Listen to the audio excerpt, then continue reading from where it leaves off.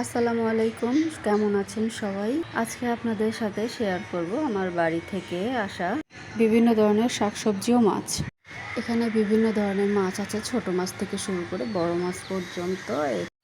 গাছের কাঁঠাল, কলা এবং বিভিন্ন ধরনের সবজি এখানে আছে। শান্তির শাক, পুঁই শাক, এখানে লেবু, করলা এবং বেগুন আছে। আরও অনেক কিছু আছে, ভুট্টা, ডাঁটা শাক সহ সজনে আছে, এখানে লাউ আছে, কুমড়া আছে, এই বক্সগুলোতে তরকারি আছে। এটা গাছের আম, আমাদের গাছের বেল আছে, ডিমও আছে, ডিমগুলো বাড়ি থেকে দিয়েছে।